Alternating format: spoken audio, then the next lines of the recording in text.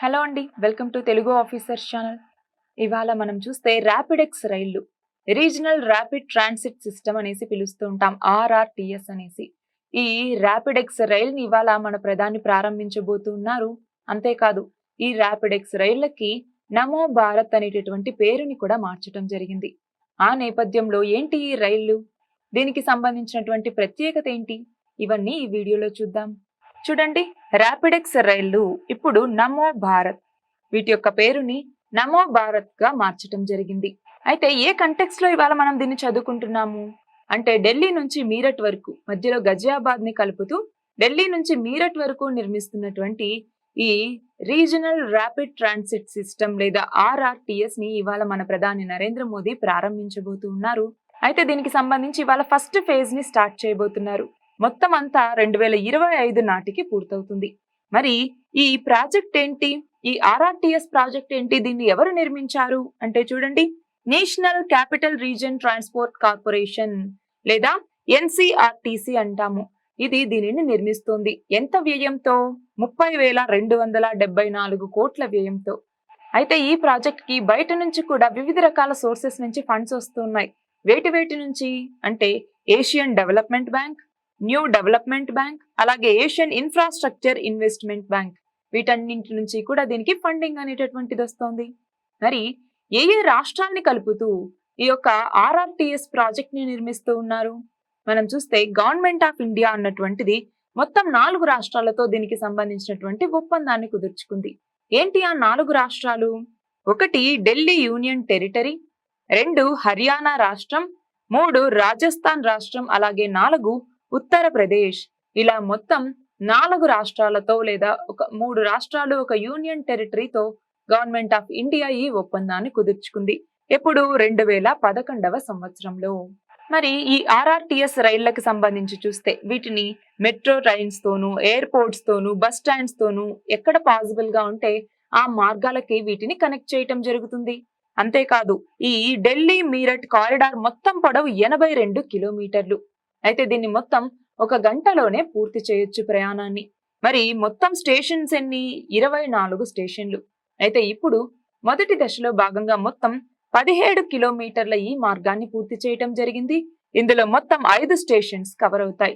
ఏమేం స్టేషన్స్ గుర్తుపెట్టుకోవాలి?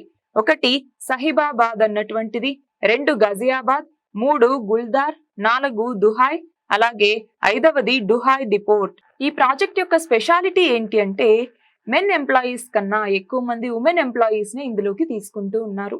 మరి ఇందులో ఏమేం టెక్నాలజీస్ ని వాడారు ట్రావెలింగ్ కి సంబంధించి అంటే, టికెట్స్ కి సంబంధించి చూడండి, నేషనల్ కామన్ మొబిలిటీ కార్డ్స్ ని వీళ్ళు వాడచ్చు.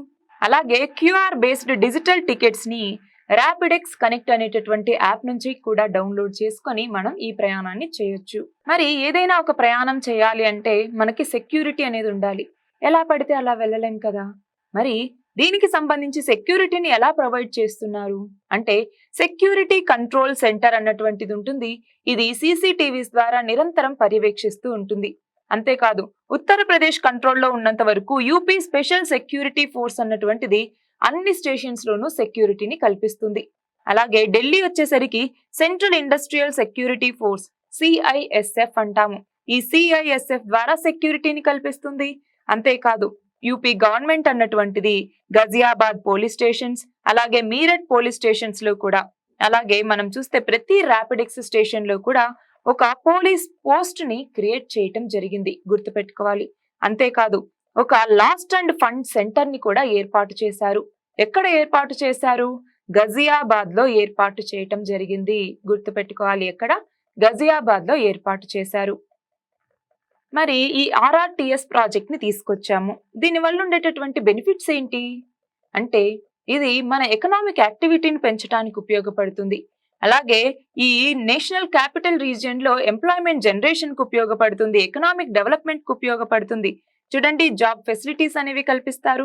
ట్రావెలింగ్ కాస్ట్, టైము ఇవన్నీ కూడా తగ్గుతాయి. నార్మల్ మెట్రోతో లేదంటే మిగిలినటువంటి ట్రాన్స్పోర్ట్ తో కంపేర్ చేసుకుంటే ఈ ఆర్ఆర్టీఎస్ లో ఇటు కాస్ట్ తక్కువగా ఉంటుంది, అలాగే టైం అనేటటువంటిది కూడా సేవ్ అవుతుంది. చూడండి, ఎనర్జీ యూసేజ్ అనేది తగ్గుతుంది, ఎమిషన్స్ అనేవి తక్కువ, సేఫ్టీ అనేది ఉంటుంది, అలాగే రోడ్ కంజెషన్ ని తగ్గించవచ్చు. అవునా? అలాగే ఇంకా సోషియో ఎకనామికల్ బెనిఫిట్స్ కూడా ఉంటాయి మిగిలినటువంటి మన సొసైటీకి. అది కాకుండా కొన్ని మల్టిప్లయర్ ఎఫెక్ట్స్. ఫర్ ఎగ్జాంపుల్ చూడండి, ఎడ్యుకేషన్ ని మరింతగా ఎన్హాన్స్ చేయడానికి ఉపయోగపడుతుంది. ఎలాగా? ట్రావెలింగ్ టైం తగ్గుతుంది, అవునా? సో మనం ఒక ప్రాంతం నుంచి ఇంకొక ప్రాంతానికి, అంటే దూరంగా ఉన్నటువంటి ప్రాంతానికి కూడా తక్కువ టైంలో వెళ్ళి మనం ఎడ్యుకేషన్ ని తీసుకోవటానికి ఉపయోగపడుతుంది. అలాగే ఎంప్లాయ్మెంట్ జనరేషన్ అనేది వస్తుంది. ఇన్వెస్ట్మెంట్ ని మనం అట్రాక్ట్ చేసుకోవచ్చు. దాని ద్వారా మన యొక్క ఎకనామిక్ యాక్టివిటీ ఇవన్నీ కూడా పెరుగుతాయి. ఇవన్నీ ఈ ఆర్ఆర్టీఎస్ ప్రాజెక్ట్ కు ఉన్నటువంటి బెనిఫిట్స్ గా మనం చెప్పొచ్చు. చూడండి, ఢిల్లీ, గజియాబాద్, మీరట్ ఆర్ఆర్టీఎస్ కారిడార్ అన్నటువంటిది ఇలా నిర్మిస్తారు. అయితే ఇది మొత్తం 82 కిలోమీటర్ల పొడవు, 25 స్టేషన్స్ ని కలిగి ఉంటుంది. అయితే ఇప్పుడు ఫస్ట్ ఫేజ్ లో ఎంత? 17 కిలోమీటర్ల పొడవుని 5 స్టేషన్స్ కవర్ అయ్యేలాగా నిర్మించారు, అవునా? అలాగే మెట్రో రైల్స్ తో కంపేర్ చేసుకుంటే ఇది 3 టైమ్స్ ఫాస్టర్ గా వెళ్తుంది. చూడండి, దీని స్పీడ్ ఎంత? 180 kilometre per hour. Operational speed ఏమో 160 కిలోమీటర్ పర్ అవర్. అలాగే యావరేజ్ స్పీడ్ వచ్చేసరికి 100 కిలోమీటర్ పర్ అవర్. మనం చూస్తే 100 కిలోమీటర్స్ ని 60 నిమిషాల్లోపే కవర్ చేయొచ్చు. ఇది ఈ నమో భారత్ ప్రాజెక్ట్ కి సంబంధించి. All the very best and thank you very much.